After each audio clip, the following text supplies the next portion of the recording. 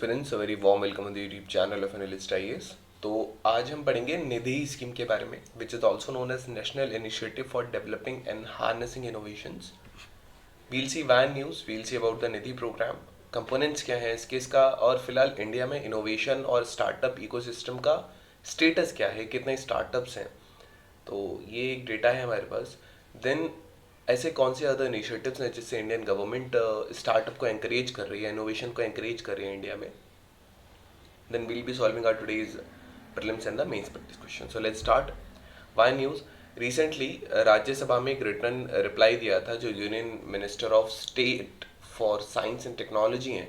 इसमें उन्होंने निधि के अचीवमेंट्स को हाईलाइट किया था इंडिया के इनोवेशन लैंडस्केप को बढ़ाने के लिए। So what is Nidhi program? Nidhi जो है ये 2016 में इसको लॉन्च किया गया था। ये एक अम्ब्रेला प्रोग्राम है, इसके अंदर बहुत अलग अलग प्रोग्राम्स आते हैं जो कि इनोवेशन एंड एंटरप्रेन्योरशिप डिवीजन जो है department of science and technology का, उसने इसको कंसीव और डेवलप किया है। इसका जो एम है वो है जो इंडिया में जितने भी स्टार्टअप्स हैं उनको स्काउटिंग करना, उनको सपोर्ट करना, उनके इनोवेशंस को स्केल अप करना। की स्टेक होल्डर्स की बात करें तो अलग अलग डिपार्टमेंट्स, अलग अलग मिनिस्ट्री, सेंट्रल गवर्नमेंट की, स्टेट गवर्नमेंट की, different academic and research and development institutions, अलग अलग mentors, financial institution, angel investors जो होते हैं जो स्टार्टिंग में इन्वेस्ट करते हैं, वेंचर कैपिटलिस्ट या प्राइवेट सेक्टर, इसमें बहुत सारे अलग अलग स्टेक होल्डर्स हैं। इसकी जो फंडिंग होती है वो national science and technology entrepreneurship development board इसकी फंडिंग करता है। Now what are the components of this? So इसके 8 कंपोनेंट्स होते हैं। इसमें से पहला है निधि GCC। ये grant challenges and competitions for scouting innovations को एक्चुअली इंक्रीज करने के लिए या उनको एक डायरेक्शन देने के लिए ये है।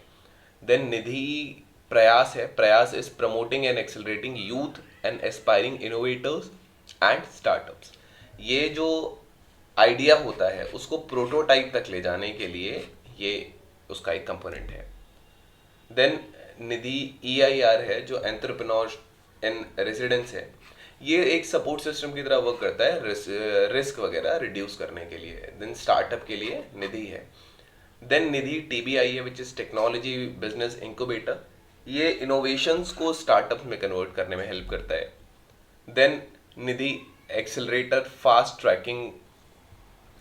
तो ये एक फोकस इंटरवेंशन के थ्रू दिस फास्ट ट्रैकिंग ये स्टार्टअप को हेल्प करता है। नाउ निधि सीड सपोर्ट सिस्टम है। ये अर्ली स्टेज इन्वेस्टमेंट में हेल्प करेगा। निधि सेंटर्स फॉर एक्सीलेंस है। ये एक वर्ल्ड क्लास फैसिलिटी प्रोवाइड कराएगा ताकि जो स्टार्टअप्स हैं वो ग्लोबली एम्स अचीव कर पाएँ। Now what is the status of India's innovation and startup ecosystem? तो अगर बात करें 2022 ग्लोबल इनोवेशन इंडेक्स की, तो इंडिया की जो रैंक थी वो 40 थी आउट ऑफ 132 कंट्रीज में, among the top innovative economies globally. Then India third largest ecosystem है स्टार्टअप्स के लिए ग्लोबली। ये 31 मई 2023 अगर देखा जाए तो, और जून 2023 के हिसाब से इंडिया में 108 यूनिकॉर्न कंपनीज थी और जो टोटल वैल्यू है इनका वो $340 बिलियन है। तो टोटल नंबर ऑफ यूनिकॉर्न्स में से 44 यूनिकॉर्न्स ऐसे थे जो 2021 में पैदा हुए थे और 21 यूनिकॉर्न्स ऐसे थे जो 2022 में स्टार्ट हुए थे। चैलेंजेस की बात करें तो इंडिया का जो ग्रॉस डोमेस्टिक एक्सपेंडिचर है रिसर्च एंड डेवलपमेंट पे, which is GERD, as a percentage of GDP, ये 0.65% था 2017-18 में, जो ग्लोबल एवरेज जो है 2.2 उससे कम है। अभी ये थोड़ा सा ज़्यादा है। सो इनमें अगर हम बाकियों का देखें, Israel was 4.9, south Korea was 4.5, Japan 3.2। India बहुत से इश्यूज फेस करता है जैसे फंडिंग के, रेवेन्यू जनरेशन के, एक सपोर्टिव इंफ्रास्ट्रक्चर नहीं है उसके इनोवेशन स्टार्टअप जर्नी में। देन इंडिया का जो पब्लिक सेक्टर है इसमें लगभग 3/4 जितना भी रिसर्च एंड डेवलपमेंट का एक्सपेंडिचर होता है वो 3/4 जो है वो पब्लिक सेक्टर में जाता है, वाइल जो प्राइवेट सेक्टर है ये केवल 1/4 कंट्रीब्यूट करता है रिसर्च एंड डेवलपमेंट में। ये एक ड्रॉबैक है। सो अगर हम ग्लोबल ट्रेंड में कॉन्ट्रास्ट पे देखें तो जहाँ प्राइवेट सेक्टर एक डोमिनेंट रोल प्ले करते हैं रिसर्च एंड डेवलपमेंट स्पेंडिंग में, इंडिया में ऐसा नहीं है। अदर इनिशिएटिव्स क्या है जो गवर्नमेंट के इनिशिएटिव्स जो इनोवेशन को सपोर्ट करते हैं? तो एक फंड्स ऑफ फंड्स है for startup scheme, then credit guarantee scheme है स्टार्टअप्स के लिए, startup India hub are there, then startup India seed fund scheme is there, centers of excellences are there, startup India action plan is there to support the entrepreneurship in India. Now we have our prelims practice question.